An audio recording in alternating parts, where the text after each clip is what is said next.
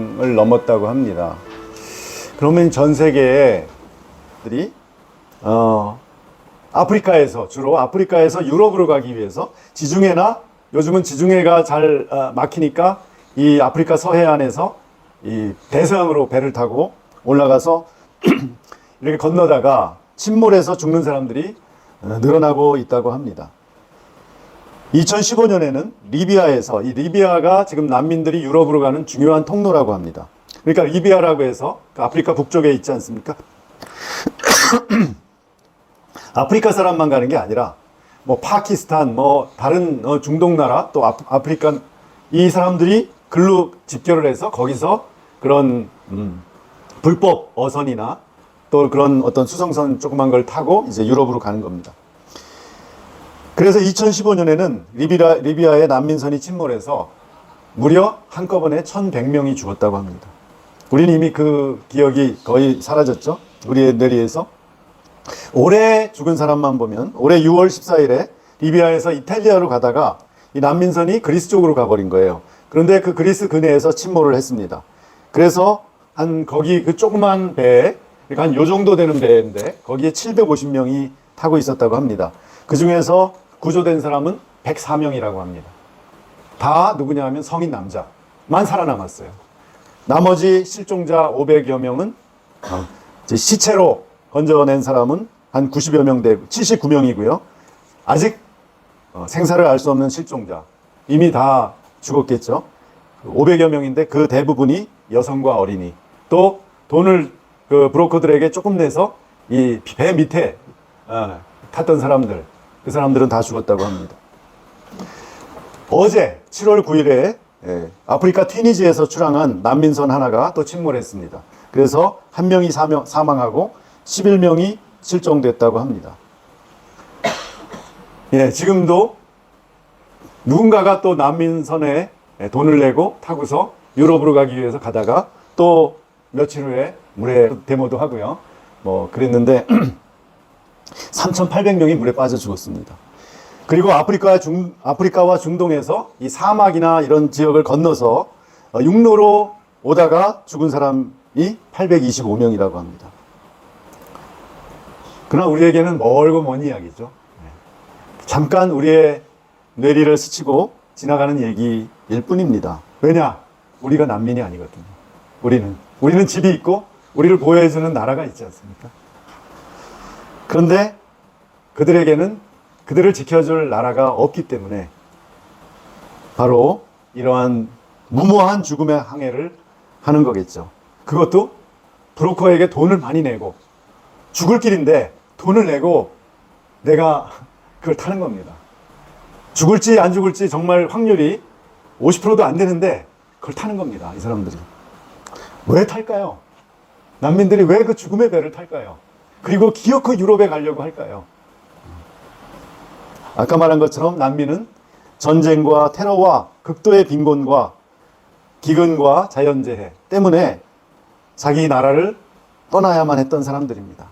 그들 마음에 있는 건 뭘까요? 바로 두려움. 여기 있다가는 도저히 내가 또 우리 가족이 살아남지 못하겠다는 그 두려움 때문에 그 길을 택하는 겁니다. 또 살아야겠다는 그 절박함 때문에 우리에게는 정말 미친 짓으로 보이는 그러한 무모한 난민선을 타고 그 바다를 건너서 더구나 대서양은 파도가 많이 치기 때문에 정말 지중해보다도 훨씬 죽을 확률이 높다고 합니다. 그런데도 요즘 지중해에서 감시를 하고 이게 잘 길이 열리지 않으니까 지금 대서양을 통해서 올라가다가 또 침몰하고 죽는 사람들이 생겨나고 있습니다. 그런데 이렇게 정말 미친 것 같은 무모한 이 난민이었던 사람이 성경에도 있습니다. 누구죠? 바로 다윗입니다. 다윗. 오늘 우리가 읽은 사무엘상 21장에 보면 다윗이 10절에 보면 그날에 다윗이 사울을 두려워하여. 왜 사울을 두려워한 거죠? 사울의 손에 걸리면 죽으니까요. 가차없이 죽음을 당하니까 살고자 해서 일어나 도망해서 가드왕 아기스에게로 갔습니다. 가드왕 아기스는 누구죠? 블레셋의 왕이죠. 블레셋의 한 지역의 왕이죠. 그러면 이스라엘의 누구예요? 주적이죠, 주적. 블레셋은. 그러니까 지금 서울에 살다가 내가 죽을 것 같아서 저 휴전선을 넘어서 평양으로 간 거예요. 살려달라고. 그러니까 다윗이 오죽하면 그 적인 원수인 가드왕에게 갔겠습니까? 여기 있으면 죽으니까, 죽기 싫으니까 그냥 도망간 겁니다. 혹시 살려줄까 해서. 그런데 가보니까 그 아기스의 신하들이 이 사람은 바로 이제 이스라엘의 차기 왕이다. 이 사람을 살려두면 반드시 우리가 망한다. 우리에게 보복을 할 것이다. 이스라엘 사람들이 이렇게 노래하지 않았느냐. 사울, 현재 왕인 사울은 천명, 수천 명밖에 못 죽이지만 다윗은 만만, 수만 명을 죽일 그런 용맹한 왕이다. 그러니 이 자를, 지금 우리 손에 들어온 이 자를 살려두면 우리는 나중에 이놈의 손에 죽는다. 지금 죽여야 됩니다.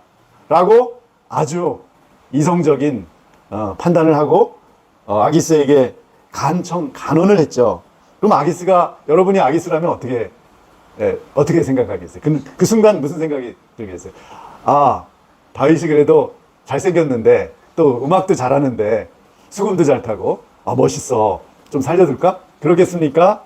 아니면 맞아. 너 잘 만났다. 아예 이스라엘을 이 다음에 이제 싹을 없애려면 이 차기 왕 이놈을 죽여야 된다. 라고 생각하지 않겠어요? 그래서 아기스의 얼굴이 이제 정말 비장해지고 이제 저자를 잡아라, 죽여라 라고 하려고 하는 직전에 다윗이, 아주 예민한 다윗이 그걸 느꼈죠. 12절에 보면 다윗이 이 말을 그의 마음에 두고 가드왕 아기스를 심히 두려워하여. 아까 사울은 그냥 두려워해서 도망왔는데 이제 와서 가드왕 아기스에게 와보니, 이제 아기스를 바라보니 이제는 심히 두려운 거예요. 이거 지금 아기스가 명령만 내리면 나는 이 자리에서 죽는구나 라고 느낀 겁니다. 우리가 이런 상황에서 내 목숨이 이제 곧 끝난다 라고 생각하면 어떻겠어요?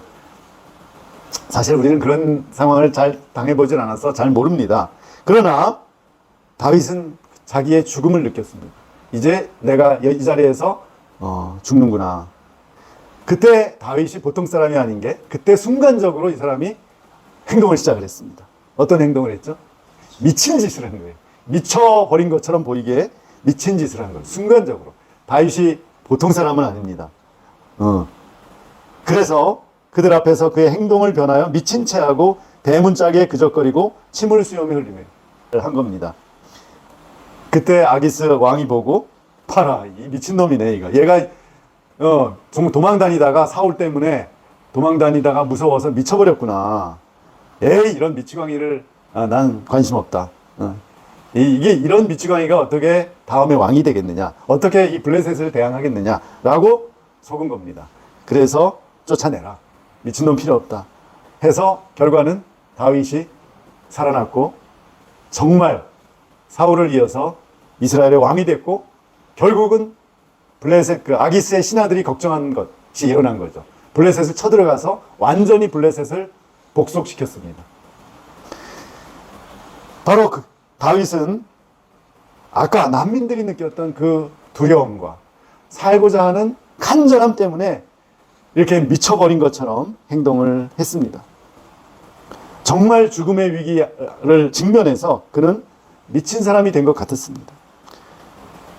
왜냐하면 오직 안전하게 살아남기 위해서 무슨 수단이라도 사용해서 이 가다가 정말 풍랑이 일면 가라앉아서 죽어버릴 수도 있는데 거기에 타는 이 미친 짓을 하는 겁니다, 난민들이.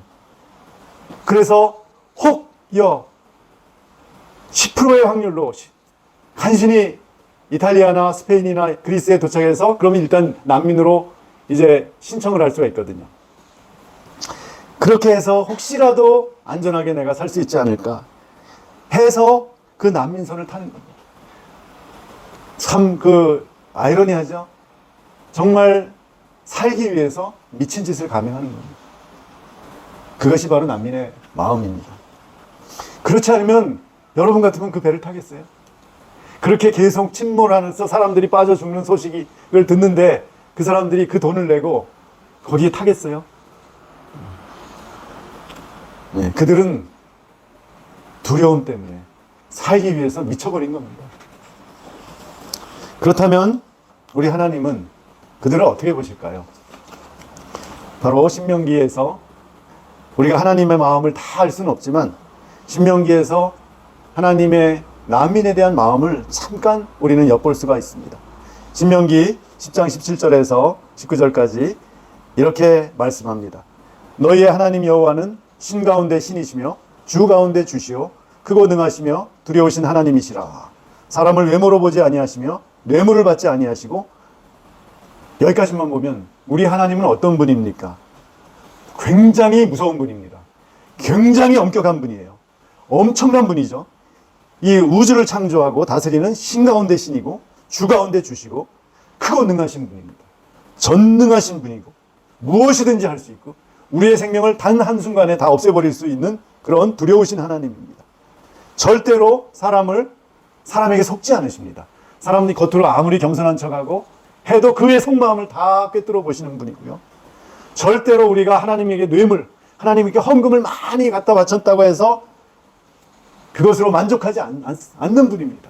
그분은 헌금을 바치는 우리의 마음을 정확히 꿰뚫어 보시는 분입니다.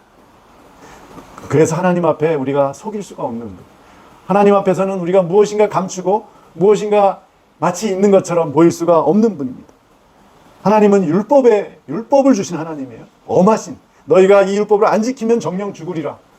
그리고 율법을 안 지키는 이들은 다 죽여라 라고 하신 아주 엄하신 분입니다.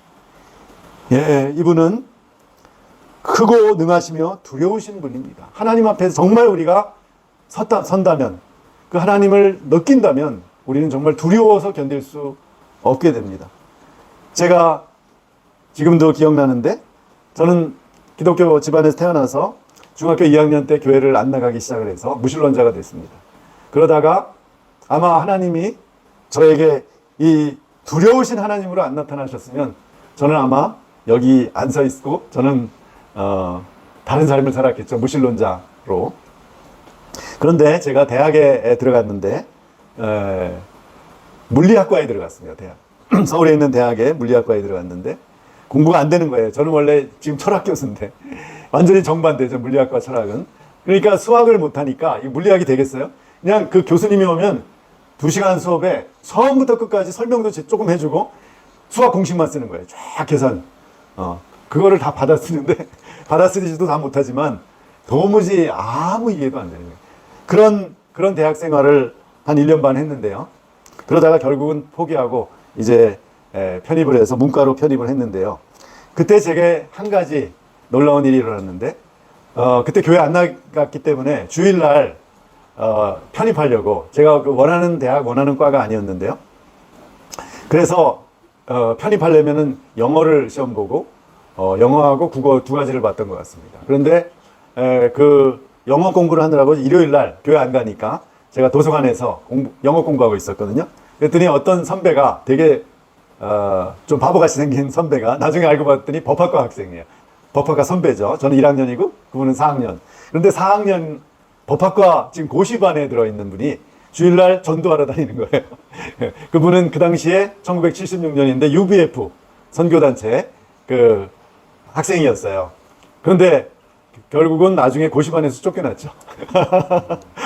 고시 공부는 조금 하고 전도하러 다니고 성경 공부하러 다니고 그러니까. 그런데 그분이 있었기에 오늘 제가 있는 겁니다. 하나님께서 그분을 쓰신 거죠. 지금 그분은 법무법인 로고스 있죠. 큰 법인이에요. 법무법인 로고스 대표 중에 한 분입니다. 백현기 변호사인데요. 그분이 학생 때 저를 딱 본 거예요. 참 신기하죠. 왜 그 많은 학생 중에 왜 나를 찍었는지. 저 옆에 쓰거든이 학생 잠깐만 나와서 얘기할까? 그래서 그래도 또 선배니까 그 예의상 나갔죠. 그랬더니 그 복도에서 이제 성경책을 보여주면서 성경을 알아야 기독교를 제대로 알 수 있다. 그래서 나하고 몇 달만 성경을 공부해 보지 않겠네요. 한 주일에 한 번만, 한 시간만 내면 된대요. 기독교인들이 정직해야 되는데 약간 그 속인 거죠, 저를. 1시간이 아니라 몇 시간씩, 3시간 한다면 제가 안 갔을 텐데, 1시간만 한다고 그래서, 넘어간 건데요. 제게 어떤 마음이 들었냐면, 저는 보통 같으면 이제 기독교를 떠났기 때문에 성경 공부할 이유가 없거든요. 그런데 그 순간, 이상하게, 그분이 저에게 강요한 게 아니에요. 해보지 않겠느냐고 권유했는데, 그때 그 순간 마음에, 내가 기독교를 그래도 떠났지만, 우리 조상들이 5대째 믿는 저희 고조 할아버지 때부터 저 신의주에서 믿었다고 합니다. 그리고 이제 만주로 이주를 하셨는데 저희 고조 증조 할아버지 때 그래도 그 조상들이 믿던 기독교를 좀 이론적으로 성경을 통해서 좀 알고나 내가 떠나야 되지 않겠는가 그런 어떤 이상한 의무감 때문에 공부 1시간이면 하겠다고 했어요. 그래서 그때부터 성경 공부를 하기 시작을 했습니다. 그런데 이제 이런 거예요. 성경을 보면 굉장히 참, 이 세상의 논리와 다르고 참 좋더라고요. 그럴듯해요. 그런데 증명은 안 되는 거잖아요. 우리 과학이나 철학처럼 논리적으로나 사실적으로 증명이 안 되는 거예요. 믿을 수는 없어요. 그런데 매력적이에요. 이 갈등이 1년 내내 갔습니다. 그런데 가을이 됐습니다. 그해. 근데 제가 그래도 고민하고 막 공부도 못하고 그런 와중에도 또 취미 활동을 해야 되지 않겠습니까? 제가 서예를 그때 좋아했어요. 그래서 서예부 동아리죠. 거기에 들어갔는데 가을에 항상 서예 그 전시회 이렇게 글을 써가지고 서예 전시회를 합니다. 족자를 만들고 뭐 그래가지고 그때 이제 제가 이 도장을 파잖아요. 이 돌을에다가 이렇게 이렇게 칼로 파가지고서 자기의 그 마지막에 찍잖아요. 그 관인을 이렇게. 근데 그거를 만들었어요. 남의 것도 좀 해주고, 그러다가, 물론 여학생들 거 내가 해줬죠, 다. 그런데 이게 한 2-3개 하니까 이게 아픈 거예요, 어깨가. 그래가지고 어깨가, 굉장히 아프더라고요. 그래서 더 이상 못하겠다 하고 학교에서 버스를 타고, 집에 갔습니다. 재밌는 것은, 그때 이제 제 학교는 한양대 역에 있었고요. 제 집은 건대역에 있었어요. 건대 입구에 있었어요. 그래서 버스 타고 가서, 아파가지고, 그냥 아무 얘기도 안 하고 저는 올라가서 제 방에서 이제 누웠는데 잠이 들었습니다. 그런데 얼마를 낮이죠. 한 오후 너댓 시쯤 됐는데 아직 밝았어요, 그때. 그런데 이제 잠이 들었는데 그때 제가 꿈을 꿨습니다. 그런데 그때 바로 저는 두려우신 하나님을 만났어요. 그러니까 세상에 내가 누워있는 것 같은데 깜깜하더라고요. 그런데 갑자기 천둥과 번개가 엄청나게 치는 거예요. 그때 느끼는 느낌이 바로 두려움이에요. 엄청나게 두렵더라고요. 죽을 것 같더라고요. 근데 하늘에서 소리가 들렸습니다. 한국말로 태연아 내가 나를 믿느냐. 2번 태연아 내가 나를 믿느냐. 그때 제가 두렵지 않았으면 대답을 안 했죠. 팔짱 끼고서 생각해 볼게요. 그렇게 했는데 그때 너무나 두려워가지고 그 소리를 듣는 즉시 네 믿어요. 그러고서 깨어났어요. 잠에서. 그리고 온통 땀으로 범벅이 돼서 그렇게 일어났습니다. 일어나니까 한 6시쯤 됐더라고요. 저녁 무렵이. 그런데 그때 보니까 팔이 파난 거예요. 아무렇지도 않은 거예요. 하여간 그 경험을 치렀는데 그게 참 신기한 꿈이었죠. 아마 하나님께서 제가 하도 의심하고 믿을까 말까 믿으면 좋겠는데 믿어지진 않고 그래가지고서 갈등하니까 아마 하나님께서 꿈에서 그렇게 자신을 두려우신 하나님을 보여주신 것 같아요. 참 하나님은 두렵습니다. 우리가 하나님을 몰라서 그렇지 하나님을 정말 안다면 그 두려움, 하나님은 정말 우리의 생사 여탈을 하실 수 있는 분이잖아요. 자, 그런데 이 하나님이 난민들에게는 어떤 분이에요? 나그네를 사랑하시는 분이에요. 나그네만 사랑하시는 분이 아니라요. 고아와 과부를 위하여 정의를 행하시며 나그네를 사랑하여 그에게 떡과 옷을 주시나니 우리가 말하는 진짜 사회적으로 약자들, 정말 의지할 데 없는 사람들, 정말 개인적으로나 가족으로나 아무것도 없고 그리고 사회나 국가로부터 생명을 보호받지 못하는 그런 사람들, 사회적 약자에겐 하나님은 무조건 사랑하시는 분이에요. 무조건 그들의 편에 서시는 분이란 말입니다. 그것이 구약에 아주 여러 번 절실하게 나타나 있습니다. 고아와 과부 그리고 나그네가 그 당시 구약 사회에서 가장 약자들이었습니다. 고아, 아무도 돌보지 않는 고아. 그 다음에 이제 남편과 자식들이 죽고 여자만 남은 경우에 농사도 질 수 없는, 그래서 정말 품팔이 해서 먹고 살 수밖에 없는 그런 과부들, 그리고 자기네 땅에 살 수가 없어서 가뭄이 들거나 땅을 뺏기거나 또는 너무 가난해서 다 팔아버리거나 또는 전쟁 때문에 남의 나라에 흘러들어와서 종교도 다르고 민족도 다른데 그야말로 멸시받고 천대받으면서 생명만 부지하면서 그저 남의 품팔이 하인 노릇 심지어 노예가 되면서까지도 살아가는 사람들. 오늘날 우리 난민들과 비슷하지 않습니까? 그런데 이스라엘 사람들에게 하나님이 선택해서 온 인류 가운데 뽑은 선택한 백성 이스라엘 민족에게 지금 하는 말씀입니다. 신명기는. 그런데 그 자기의 자녀와 같은 이스라엘 민족에게 뭐라고 하시냐 하면 나는 물론 이스라엘도 사랑하신다고 했죠. 야곱을 사랑하신다고 했죠. 그러나 너희만 사랑하는 게 아니야. 나는 너희 안에 들어와서 품팔이 하는 그 이방인들을 사랑한다는 겁니다. 그런 떠돌이들을 사랑한다는 겁니다. 그래서 그들에게 떡과 옷을 주신다. 그들의 편이 되어 주신다는 겁니다. 이게 하나님의 마음입니다. 참 이상한 하나님이죠. 그렇게 이스라엘에게는 율법을 주시고 율법을 안 지키면 너희들은 반드시 죽는다. 반드시 화와 벌을 받는다. 반드시 너희는 끌려갈 것이다. 망할 것이다. 들어가도 망하고 나가도 망할 것이다. 그렇게 엄한 율법을 주시고 엄하게 다스리는 하나님이 왜 그 이방인들, 이방신을 섬기고 이방 문화를 만들고 그런 정말 이스라엘이 다 쳐 죽여야 하는 그런 이방인이 너희 가운데 떠돌이로 살 때는 나는 그들을 사랑해서 그들을 보호한다 라고 하실까요? 참으로 이상하지 않습니까? 그게 우리 하나님의 성품이라는 거예요. 하나님은 약자에 대해서는 무한히 관대하시고 무한한 애정과 긍휼을 베푸시며 그러나 반대로 모든 것을 가진 강자들에게는 매우 엄하신 분이라는 거예요. 참으로 이상한 우리 하나님의 두 가지 양면의 성품입니다. 그래서 하나님의 명령이 뭐냐? 너희는 나그네를 사랑하라. 사랑하라. 그것이 하나님의 명령입니다. 나그네를 사랑해라. 즉 우리에게 적용을 하면 너희는 난민을 사랑하라. 내가 그들을 사랑하니까 너희도 그들을 사랑해야 돼. 우리 예수님은 어떤 마음을 가지셨을까요? 저는 마태복음 15장에서 그 예수님의 마음도 여기 구약의 신명기의 하나님의 마음과 같다는 것을 발견합니다. 예수님은요, 그 바리새인들과 대제사장들, 헤롯 왕, 이 세상의 권력과 정치적, 종교적 권력과 부와 명예를 가진 사람들에게는 매우 엄하셨습니다.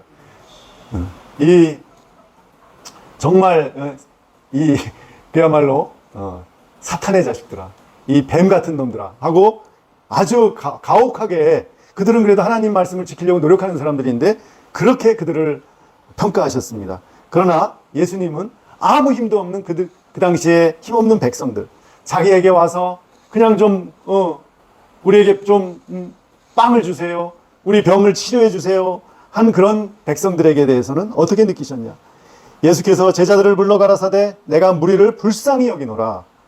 저희가 나와 함께 있은지 이미 사흘임에 먹을 것이 없도다. 길에서 기진할까 하여 굶겨 보내지 못하겠노라. 여러분, 어떤 은사자가 기도원에서 놀라운 은사를 기도하면 병이 다 나요.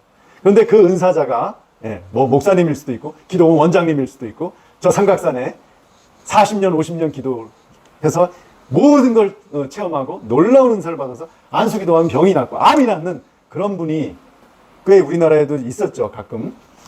그런데 그분들이 가난한 사람이 와서 자기한테 안수기도를 받고 며칠을 거기서 금식하며 기도하며 이제 돌아갈 때 내가 당신을 보니까 너무나 마음이 안타까워. 당신 집에 가도 먹을 거 없지. 그래. 근데 저 누가 헌금을 했는데 자 500만 원 헌금했는데 이거 500만 원 가지고 가서 맛있는 거 사 먹고 저기 본죽에 가서 우선 흰죽부터 사 먹고 그 다음에 좀 며칠 있다가 맛있는 거 사 먹어. 그렇게 하는 기도원 원장님 보셨어요? 저는 별로 못 봤어요. 그런데 우리 예수님은 내가 너희 이 가난한 무리들을 불쌍히 여기노라. 너희들이 지금 나한테 와서 병도 고치고 나한테 말씀도 듣고 빵도 얻어먹고 그랬는데 이제 너희들이 집에 가야 되면 너희들은 돈이 없으니까 기진할까 걱정이다. 안타깝다. 내가 너희를 도저히 그냥 보낼 수가 없다. 라고 하셔서 여기 오병이어의 기적을 베풀어 주신 것 아닙니까? 바로 이 예수님의 마음이 바로 아까 내가 나그네를 사랑한다는 그 마음 아니겠습니까? 나는 그들을 사랑해서 그들이 다시 살 수 있도록 떡과 옷을 주고 나는 그들의 편이 되어서 그들이 부당한 대우를 받고 무시당할 때 나는 그들을 위한 하나님이 될 거야. 그래서 나는 정의의 하나님이야.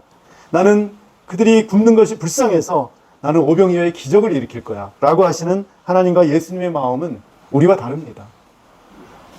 그런데 하나님은 우리에게 뭘 원하십니까? 뭘 원하세요? 예. 너희는 나그네를 사랑하라. 내가 나그네를 그렇게 안타까워하고 그렇게 불쌍히 여기며 사랑하는 것처럼 너희도 나그네를 사랑해야 돼. 왜냐? 너희도 나그네라는 거예요. 우리가 이 인생길 가고 지금 우리는 집도 있고 직업도 있고 뭐 그 다음에 자식도 있고 우리는 사회적 지위도 있고 뭔가 있지 않습니까? 정도의 차이는 있겠지만 그렇지만 우리는 그래도 이 사회에서 발붙이고 살 수가 있잖아요. 만약 우리는 그러나 하나님의 눈에 볼 때는 우리도 난민이라는 거예요. 우리도 나그네라는 거예요. 지금 떠돌고 있는 거예요. 이 세상을. 정처 없이 떠도는 나그네. 너희들도 나그네였고 이스라엘도 나그네였다는 거예요. 그래서 너희들이 지금 현재 나그네가 된 난민들을 그냥 지나쳐 보내면 안 된다는 겁니다. 그들을 나의 마음으로 사랑하라는 것. 우리가 북한 난민 사역을 위해서 이제 기도회를 시작을 했습니다. 지금 북한 노동자들이 중국과 러시아 그리고 동구권까지 와서 지난 수년 동안 그야말로 떠돌면서 북한 당국에 의해서 노동을 하고 있습니다. 외국에서는 그들을 노동자가 아니라 슬레이버리, 노예라고 부릅니다. 왜 그러냐 하면 폴란드, 우리가 지금 뭐 우리나라 방산 수출 뭐 해서 우리하고 굉장히 가까워진 이 폴란드에 북한 노동자가 제재 이전에 또 지금도 일부 남아있다고 하는데 그들이 수천, 1000명 정도가 폴란드에 있었다고 해요. 그런데 지금 그렇게 나오는 사람들은 당원, 대부분 당원이면서 결혼해서 자녀가 있는 사람, 여성들도 나와서 뭐 이렇게 농장에서 일을 하고 남자들은 건설 현장이나 조선소에서 일을 하는데 전부 다 북한에 자기 배우자와 자식을 남겨둔 사람이에요. 왜 그런 사람만 보내느냐. 그리고 충성심이 인정된 사람들, 북한 배신을 하고 도망가지 못할 사람들을 보내는 겁니다. 그런데 그들이 한 달 수입이 9만 원이라고요. 9만 원. 또 어떤 경우는 100달러. 그러면 지금 12만, 13만 원 정도 되죠. 그런데 그들이 받는 돈은 100만 원 정도 되는 거예요. 계약상. 그럼 8, 90%를 다 북한 당국에 상납을 하는 겁니다. 그래서 그 생활을 1년, 2년 하면은 정말 자기가 어떤 때는 12시간, 15시간을 일하면서 딱 일요일만 쉬는 거예요. 그때 어떤 그 폴란드 노동자가 이제 한국 기자하고 이렇게 얼굴을 안 보이고서 말을 했는데 자기는 휴일에 술을 안 먹으면 살 수가 없대요. 너무나 이 생활이 힘들고 돈도 모이지도 않고 그리고 너무 괴로워서 그리고 아무 의미를 못 느낀다는 거예요. 돈을 벌면 그 재미로 일을 하잖아요. 우리 옛날 중동의 또는 서독의 광부처럼 중동의 노동자들이나. 그런데 이건 돈도 못 벌고 그런데 할 수 없이 가족을 위해서 도망가지도 못하고 그냥 죽지 못해서 살아있는 거랍니다. 그러니까 자기는 술을 안 먹으면 견딜 수가 없다고 이야기를 하는 것을 보았습니다. 우리가 카타르 월드컵이 있었잖아요. 그때 6,000명가량이 죽은 거 아시죠? 노동자들이. 그 땡볕에 겨울에 월드컵을 했지만 그 경기장을 짓기 위해서 이미 한 해, 2해 전부터 시작을 해서 그 얼음의 땡볕에서 일하다가 6,000명의 노동자가 죽었다고 합니다. 그 중에 북한 사람들도 있었다는 거예요.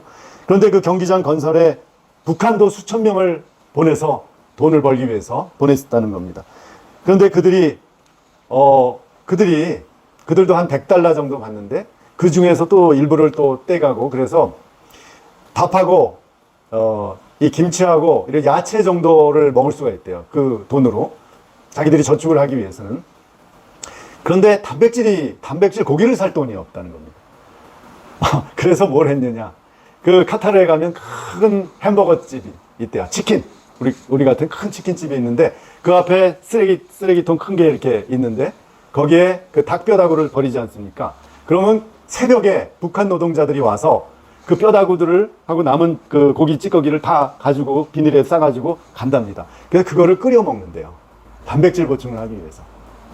그리고 이제 빵집에서 날짜가 지난 빵들을 이제 놔두면 그거 또 가져가서 그들이 먹고 이것을 이제 한국의 기자가 대학생으로 이제 이렇게 신분을 변장을 해가지고서 가서 그들과 접촉한 이야기를 하는 것이 유튜브에 나와 있습니다.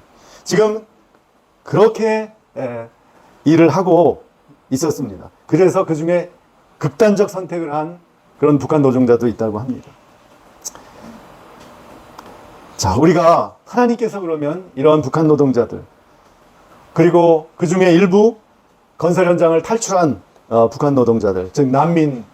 그래서 작년 12월 달에 북한 노동자들이 이제 우크라이나로 끌려가서 전쟁터로 끌려가서 죽는다는 소문이 들어와가지고 일부 그 북한 노동자들이 러시아에서 탈출을 했답니다. 그래서 러시아에서 이제 그 난민 변호사들을 만나서 난민 신청을 해서 9명이 한 1년 가까이 숨어 있다가 난민 신청이 받아들여서 우리나라에 9명이 들어오지 않았습니까? 작년 말에. 그래서 한국에 지금 들어와 있다고 합니다. 바로 이것이 오늘날 북한 노동자들, 러시아와 동구권에 흩어져 있는, 또 전 세계에 흩어져 있는 노동자들의 현실입니다. 우리 앵커 미션의 사명은 뭘까요? 바로 이들. 물론 우리 교회의 사명, 크리스찬들의 사명은 굉장히 많습니다. 그러나 앵커 미션은 그 이름이 말하는 것처럼 러시아와 동유럽에 있는 북한 노동자, 난민들을 사랑해서 그들을 구출하는 겁니다. 다시 한번 말씀드립니다. 하나님의 일은 아까 하나님이 명령하신 것처럼 나그네를 사랑하라를 이루는 것이 바로 이 난민사역의 사명이고 목표입니다. 우리가 사랑해서 사역하는 것이지, 사랑해서 난민들에게 가는 것이지, 우리가 희생을 해가면서 우리의 건강과 돈을 다 내고 그 먼 동구권까지 가서 사역을 하는 이유가 뭡니까? 그들을 사랑해서 그 일을 하는 겁니다. 하나님이 그들을 사랑하시기 때문에, 우리가 사역하기 위해서 그들을 사랑하는 게 아니라 사랑하기 때문에 그 사역을 하는 겁니다. 우리 마음에 사랑이 없다면 지중해에서 빠져 죽는 난민을 보고 그냥 지나쳐가는 마음이 바로 우리의 마음 아닙니까? 그 마음을 하나님께 기도하면서 그 마음에 사랑을 달라고 하면서 우리는 이 사역을 감당해야 합니다. 만약에 우리가 난민 사역을 했는데, 만약에 러시아나 동구권에서 난민 한 명도 제대로 구출하지 못했다면 우리 사역은 실패한 겁니까? 그게 세상이 보는 기준입니다. 세상은 결과로만 보죠. 너희들이 교회가 몇 명이냐, 너희 사역을 했는데 몇 명을 전도했느냐, 몇 명을 구출했느냐, 난민을. 세상의 기준입니다. 네, 그렇게 평가할 겁니다. 그러나 하나님은 어떻게 보실까요? 너희가 나그네를 사랑했느냐, 난민을 정말 사랑해서 이 일을 했느냐, 아니면 내가 위대한 선교사가 되기 위해서, 위대한 난민 사역자가 되기 위해서 이렇게 희생했습니다. 그래서 이렇게 많은 난민들을 내가 구출했습니다. 를 하나님이 그 성과를 받기 위해서, 그 하나님께 보이기 위해서 우리가 하는 겁니까? 비록 우리가 이 일을 지금 시작하지만 앞으로 어떤 결과를 올지 우리는 모릅니다. 그럼 우리가 잊어서는 안 될 것은, 우리가 정말 난민을 사랑해서 그 무엇을 한다면 우리의 사역은 성공인 겁니다. 아멘. 단 한 명의 난민만 구출하더라도, 아니 한 명도 못 구출하더라도 아멘. 우리는 가서 그들을 사랑할 수 있다면 우리의 사역은 성공입니다. 아멘. 바로 지금 우리가 그 사명을 위해서 기도하고 준비할 때입니다.